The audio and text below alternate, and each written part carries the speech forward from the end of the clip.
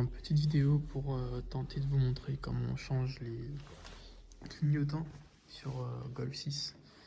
Apparemment sur les Golf 5, les Sirocco, c'est le même procédé, comme sur pas mal de Audi, de Skoda et de Volkswagen je pense. Donc là comme modèle c'est un clignotant tout simple, un clignotant dynamique, premier prix sur AliExpress. Donc ça c'est en fait quand on change le clignotant, donc la bande, on change aussi la coque en dessous. Ça c'est le modèle, les lampes de courtoisie ici qui éclairent la porte quand on déverrouille la voiture.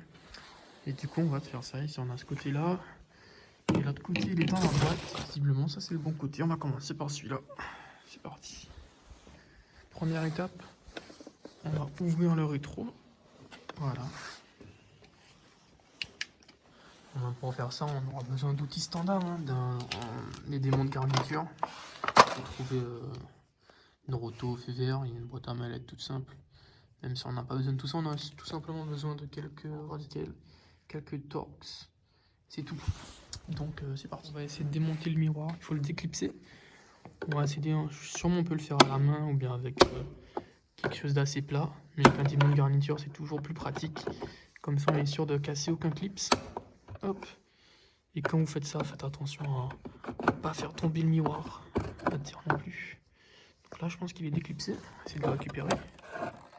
Voilà, une fois que c'est fait, on va démonter les câbles qui permettent de dévivrer le truc. Donc là on a le miroir, qu'on dépose délicatement. Et après, on accède à cette partie-là. Et on va dévisser du coup une vis ici et une vis ici. Alors ça a l'air d'être des Torx.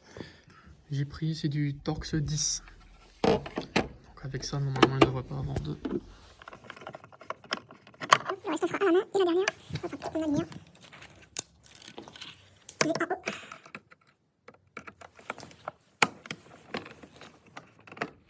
Donc voilà, une fois que les deux vis sont dévissées, il faut juste lever deux clips qui sont...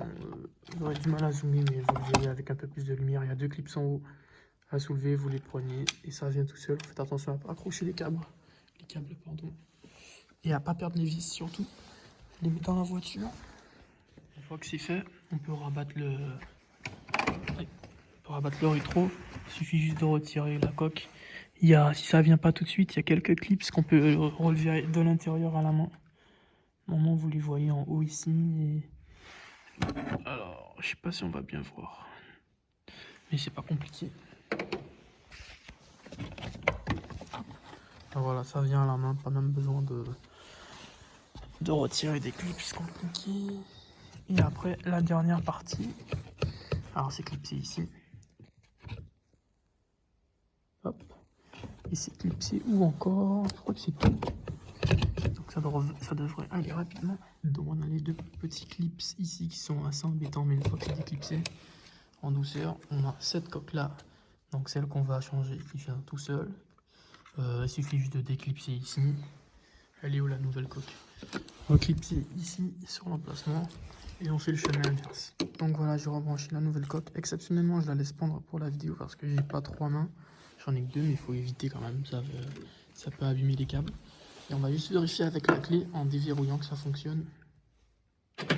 Si je mets hop, l'effet de détresse, ça fonctionne également. Stylé.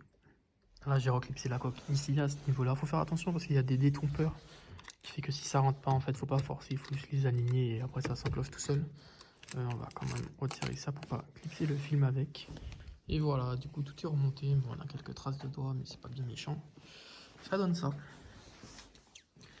On va mettre l'effet de détresse. Hop. Donc ça nous donne ceci.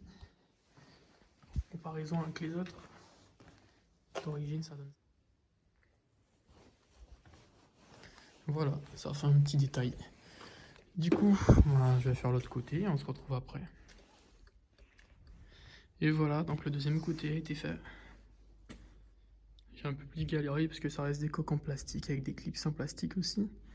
Pas forcément aussi solide que ceux des pare-chocs, et encore ceux des pare-chocs ça casse quand même. Donc bon, après ça reste des rétro, hein. Il n'y a pas grande contrainte mécanique dessus, donc s'il y a un ou deux clips de cassés, c'est pas bien méchant.